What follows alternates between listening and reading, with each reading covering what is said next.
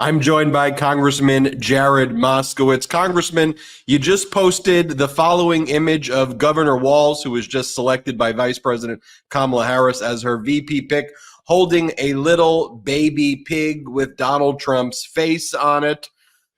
Talk us through this post and just tell us, how are you feeling, Congressman? Well, Ben, I'm really into art. And so when I was designing the picture, no, look, these guys, they're so unhinged right now. They're losing it. You can see Donald Trump's tweets of late. And look, the pick of Tim Walz, which is a very interesting pick after, all these people were being considered. But Tim is clearly getting under the skin of both Donald Trump and J.D. Vance. I think we're calling him J.V. Vance now. He's getting under his skin, and they're, MAGA world, right? They can dish it out. They can make up all sorts of lies. They can say all sorts of things. But as soon as a Democrat gives it back to them, we've seen it in oversight, right? They lose it. Well, what's going on here? Well, the facts and the truth, and that's out of bounds. And so it's very clear to me that this pick of Walz, who obviously has a great personality. I'm glad he's using humor and sarcasm in his communication. That's how you have to communicate in today's day and age. I mean, say what you want about Donald Trump. He knows how to market. He knows how to communicate. And we got to start matching that. We'll do it with facts and truth. But I love that Walz is doing that. And so, you had Jonathan Turley complaining how Walz brought up the couch story. Like, give me a break. We could sit here and do a telethon for 24 hours on the stuff that has come out of Donald Trump's mouth that was not true, okay, or half true, or exaggerated, okay. Some people are saying, I'm not, but other people are saying. We could do this for days, and they're all bent out of shape over the couch story. So I just figured, I'd give something to Jonathan Turley. No, I like that. I mean, look, on the one hand, you have Donald Trump and Shady Vance on the defensive. You have Vice President Kamala Harris right now and Governor Walz filling up stadiums, getting into Donald Trump's head. My crowd is bigger. It's bigger. Let's go through that the couch thing, though. I mean, you're the master of sarcasm. What do you make about that, sir? I mean, Shady Vance. So I call him Shady Vance. He has posted some very strange stuff, though, over the years. And 3 or 4 months ago, he posted a photo of like a dolphin and a woman, and it showed what his Google search was. And I mean, again, it's just like, as you said, you don't have porpoises. You don't have porpoises in your Google search. I mean, I do. Like, what does a porpoise wear? These are the things J.D. Vance wants to know. But look, I think what you showed at the Oversight Committee is to what you said before. When you go on the offense and you start calling these people out, they're the biggest snowflakes right away, huh? Don't know how. They don't know how to deal with it. I mean, J.D. Vance is losing it over this couch stuff. And by the way, over the weird moniker that Tim Walz also came up with. I mean, again, look, the Republicans have been a little bit better with these nicknames, and, we can make fun of them, but sometimes they work because it breaks through that media cycle. It gets through the 24-hour news, and it sticks with people. I mean, Tim Walz calling them weird is a thing, and it's working. And you know how it's working? Because Republicans are talking about it and defending it. No, you're weird. No, you're weird. Right? It's bothering them. And so, look, I'm a kid in the 90s, so was J.D. Vance. I mean, I grew up, looking at Kathy Ireland and, thinking about, oh, my God, she was like the supermodel of our time. I mean, J.D. obviously was thinking about Cherry from the Pee Wee Herman show. Let me, speaking of Shady Vance, let me show you. This was from the press conference earlier in the day. I mean, look, J.D. Vance is married to an Indian woman. His kids are biracial. Yet he is furthering this kind of Donald Trump attack on Vice President Kamala Harris, where Donald Trump keeps on saying Vice President Kamala Harris isn't really black, or she's turning black. And I mean, which is just the craziest, most offensive thing to say in the world. And Shady Vance is asked about it. Let me just show you what happened moments ago. Donald Trump said something very simple, totally inoffensive, but frankly, obviously true to me, which is that Kamala Harris is a chameleon. She's a fake, and the American people have to look at her record if we actually want to know how she stands on the issues, because her words simply can't be trusted. Sir. How can you fake your race? If I'm she's sorry? both Indian and black, how can she fake her race? She fakes who she is depending on the audience that she's in front of, and that's who she is, and that's who she's always been. Sir. In Detroit Free Press. Thank you. When Trump was at the NABJ conference, he was asked whether you'd be ready to assume the presidency on day one, and he responded by talking about how the vice president pick doesn't really impact the election outcome. Sure.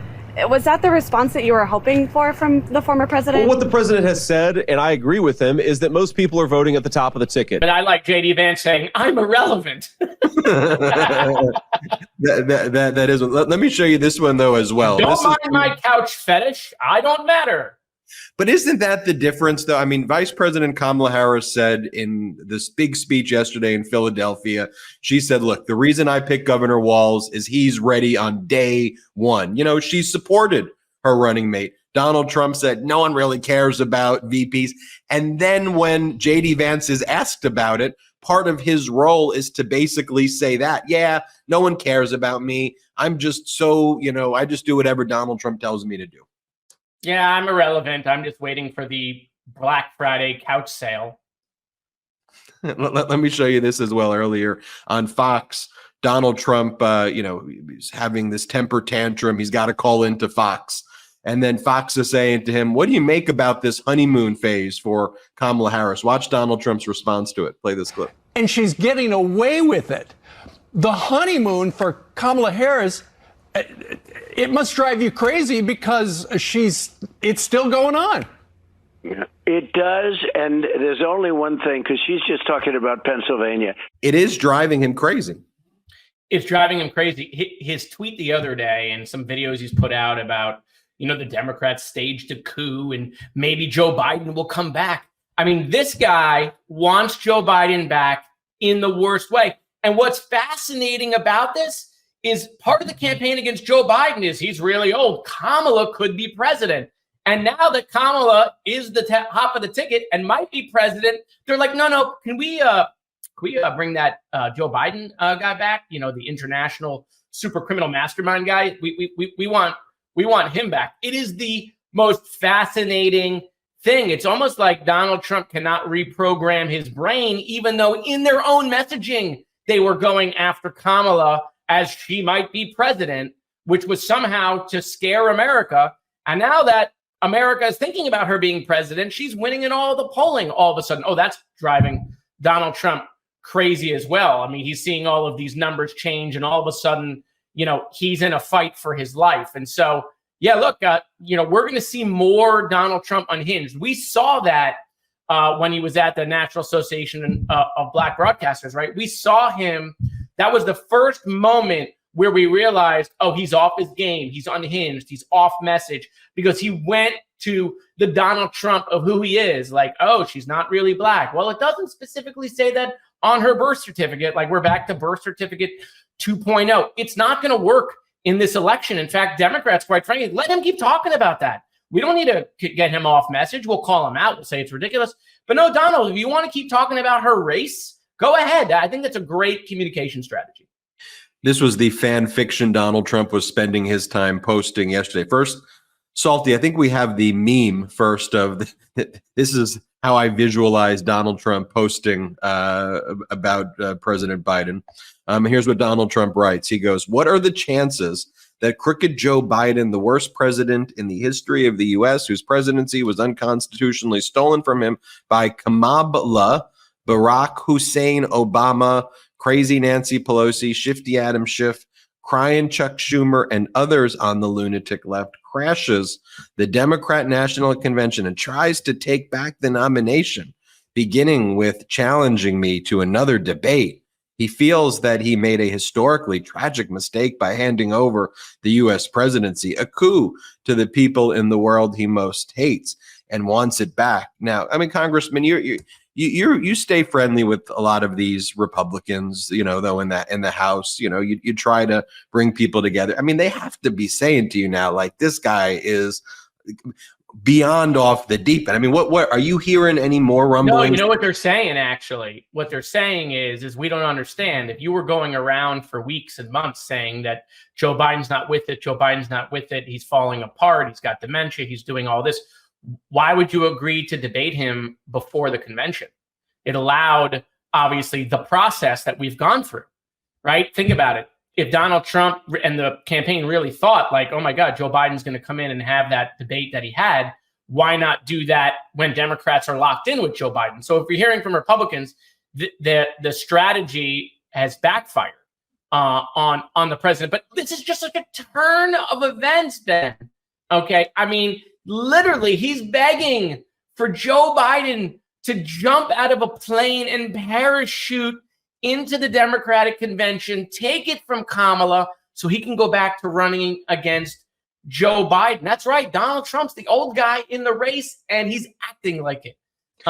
He's cranky. He harkens back to the old days. I want Joe Biden. Remember when I was running? Oh, there he is. Yeah, there's a bottle of lotion to the left.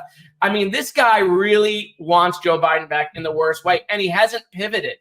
And their messaging is so bad right now. They're going with calling Tim Walz Tampon Tim. I mean, excuse me, Donald Trump's running away from debating Kamala Harris. Okay. I mean, these guys are off their message. It looked very disciplined. They had Donald Trump disciplined, okay, for a long time when he was winning, when the polling was showing he was winning. Now that the polling shows that he's not winning, Donald Trump is they're just throwing everything. And the pick of J.D. Vance has been such a disaster because that was clearly a pick to the base. There's no way to expand. Okay, J.D. is really one-dimensional. Okay, and Walz is totally different. Walz is going to eat him alive in that debate with the zingers, which is what Republicans do. But we're going to finally do it. We're going to play that game, and we're going to beat them at it. And I really look forward to Tim Walz just taking apart J.D. Vance, unhinging him. That's right. We got to get them uncomfortable. You can see it. By calling them weird, they're very uncomfortable. I mean, speaking about calling them weird, so earlier this week, Donald Trump spent a full day with a right-wing streamer named Aiden Ross. And this right-wing streamer, Aiden Ross, got famous for sniffing the butts of people in that kind of weird right-wing echo chamber. So here were some of our investigative. Ben, well, hold on. You don't do that? No, I don't do that. But this makes perfect sense. Hold on. Right after J.D. Vance spends some time with Cherry, Aiden Ross comes in and sniffs the chair. And here, a perfect unity. Sorry for the imagery. I apologize. So here was our hard-hitting investigative piece earlier in the week of what went down. I want to get your reaction, Congressman. Let's play it. Donald Trump doing an interview earlier in the day to try to rebut the fact that lots of people have been calling him weird. So he did an interview with this guy, Aiden Ross. You see Donald Trump there. For those who are on audio, you can't see it, but those watching, doing a weird dance. This guy, Aiden Ross, is a right-wing streamer who got famous for sniffing the butts of people. He would sniff the butts of girls and people he considers alpha males in his own world, and he would sniff the seats, and the people would say, "Sniff it, Aiden, sniff it, Aiden." Get a good whiff, not some little ass whiff, bro. Go. Donald Trump said that Aiden is a very respected individual. You really are respected, amazing. I mean, and that's how Donald Trump spent the day, with an actual butt sniffer. The worst thing I've ever done with my sister is smell their underwear. That's it. Just gets more and more insane, Ben, Jordy. What kind of Mad Libs is this episode? I don't. You don't see that on 60 Minutes. Congressman, what's your response to Donald Trump's new best friend? That it's kind of an unfair smear you just did there, Ben, because within the chair butt fart sniffing community, Aiden is very respected. Okay, so I take umbrage with the fact he said he's not respected. He is in that community. He is definitely the leader and one of the best, quite frankly. I mean, he has a nose for those sort of things. I mean, we could do this all day. Congressman, where do you want to see the hard one? You're giving me the butt sniffing guy. I give you the hard one. What do you want to see happen next? What are you looking forward to when Congress gets back into session? What are you thinking? What happens next? Well, I mean, look, on the campaign side, we're running into the convention. Democrats need to be on message. We need to stay unified, obviously. We need to continue to be on offense. We can't now feel like it's going our way and start to get on defense. We have to continue to take it to the president, former president, and to JD Vance. Stay on offense. Continue to be creative in your messaging. You've really seen that pivot since Kamala became the top of the ticket in all of their messaging, on social media, in their speeches. Continue to do that. Continue to unhinge the Republicans. Continue to put them on the defense. That's what I want to see over the next couple weeks. As far as Congress is concerned, well, we're back to trying to keep half the government open in September. FEMA's disaster relief fund is out of money. We're in the middle of hurricane season. We got to replenish that, and we got to keep half the government open. So hopefully, no one wants to play games with that as we get into the election. But look, Democrats are winning. We are on the upswing, but we need to continue to fight like we are losing. Donald Trump always under polls. If you go back to the 2020 election, even though he lost, the amount of people that came out and voted for him in the middle of COVID when he was doing a terrible job was still a historic number. And so Democrats can't take anything for granted. We got to keep our foot on the gas pedal. Congressman Moskowitz, thanks for joining us. An enlightening conversation. Thanks, Ben. I've missed you. You too. Hit subscribe. Let's get to 3. What does your chair smell like? What does it smell like? What's your chair? It's subscribe. Oh, they really are the biggest weirdos ever. It's subscribe on our way to 3 million subscribers. Love this video? Make sure you stay up to date on the latest breaking news and all things Meidas by signing up to the MeidasTouch newsletter at MeidasTouch.com/newsletter.